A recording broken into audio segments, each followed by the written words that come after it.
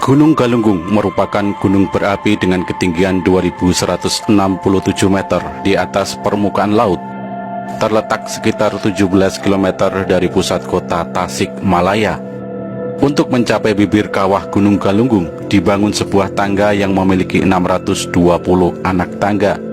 Gunung ini memiliki dua puncak, yaitu puncak Dinding Ari dan puncak Behuti Canar. Kedua puncak tersebut dapat dijangkau dengan cara mendaki melalui jalur yang tersedia.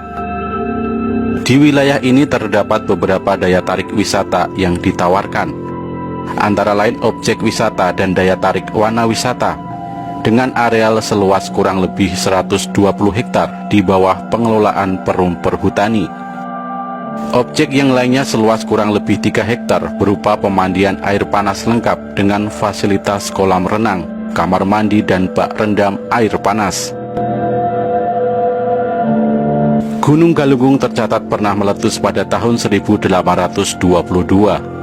Tanda-tanda awal letusan diketahui pada bulan Juli 1822, di mana air Cikunir menjadi keruh dan berlumpur.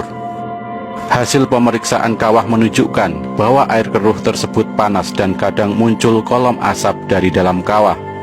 Kemudian pada tanggal 8 Oktober sampai dengan 12 Oktober, letusan menghasilkan hujan pasir kemerahan yang sangat panas, abu halus, awan panas, serta lahar.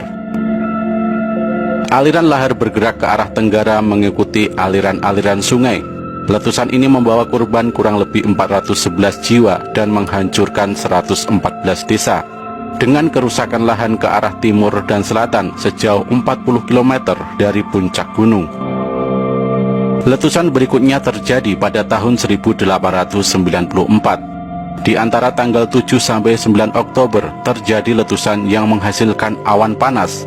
Lalu pada tanggal 27 dan 30 Oktober terjadi lahar yang mengalir pada alur sungai yang sama dengan lahar yang dihasilkan pada letusan.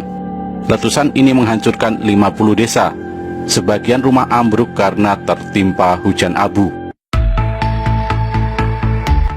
Pada tahun 1918, di awal bulan Juli, letusan berikutnya terjadi, diawali dengan gempa bumi. Letusan tanggal 6 Juli ini menghasilkan hujan abu setebal 2-5 mm yang terbatas di dalam kawah dan lereng selatan. Dan pada tanggal 9 Juli tercatat pemunculan kubah lava di dalam danau kawah setinggi 85 meter dengan ukuran 560 x 440 meter yang kemudian dinamakan Gunung Jadi. Letusan terakhir terjadi pada tanggal 5 Mei tahun 1982, disertai suara dentuman, pijaran api, dan kilatan halilintar. Kegiatan letusan berlangsung selama 9 bulan dan berakhir pada 8 Januari tahun 1983. Selama periode letusan ini, sekitar 18 orang meninggal, sebagian besar karena sebab tidak langsung, yaitu kecelakaan lalu lintas, usia tua, kedinginan, dan kekurangan pangan. Perkiraan kerugian saat itu mencapai 1 miliar rupiah dan 20 desa ditinggal tanpa penghuni. Letusan pada periode ini juga telah menyebabkan berubahnya peta wilayah pada radius sekitar 20 km dari Kawah Galunggung, yaitu mencakup Kecamatan Indihiang, Kecamatan Sukaratau, dan Kecamatan Lewisari. Perubahan peta wilayah tersebut lebih banyak disebabkan oleh terputusnya jaringan jalan dan aliran sungai, serta areal perkampungan akibat melimpahnya aliran lava dingin berupa material batuan, kerikil, dan pasir.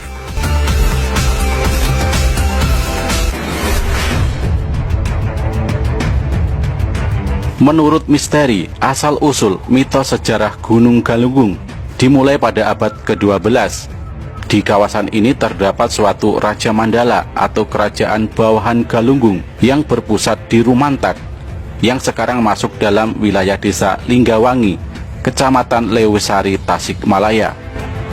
Tempat sejarah Gunung Galunggung merupakan salah satu pusat spiritual kerajaan Sunda Prapajajaran, dengan tokoh pimpinannya Batari Hyang pada abad ke-12. Saat pengaruh Islam menguat, pusat tersebut pindah ke daerah Pamijahan dengan Syekh Abdul Muhyi pada abad ke-17 sebagai tokoh ulama panutan. Sumber prasasti Geger Hanjuang yang ditemukan di sana menyebutkan bahwa pada tahun 1033 Saka atau pada tahun 1111 Masehi, Batari Hyang membuat susuk atau parit pertahanan. Peristiwa nyusuk atau pembuatan parit ini berarti menandai adanya penobatan kekuasaan baru di sana, yakni di wilayah Galunggung.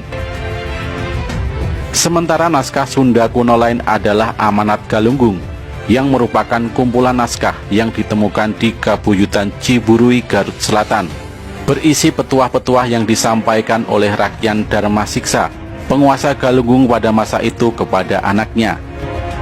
Sementara Prabu Jaya Pakuan alias Bujangga Manik, seorang resi Hindu dari kerajaan Sunda Pakuan Pajajaran, yang telah melakukan 2 kali perjalanan dari Pakuan Pajajaran ke Jawa, sempat menuliskan Galunggung dalam catatan perjalanannya.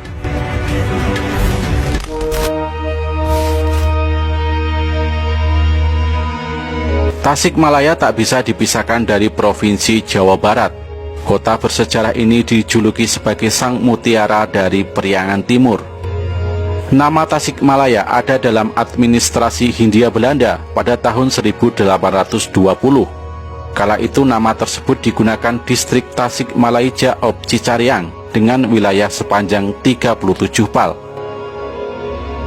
Diperkirakan nama Tasikmalaya pertama kali digunakan sekitar tahun 1816 sampai dengan 1820. Dikutip dari buku Asal-Usul Kota-Kota di Indonesia Tempo Dulu yang ditulis Zainuddin HM, di masa lampau di wilayah Tasikmalaya ada sebuah kerajaan yang bernama Kerajaan Galunggung.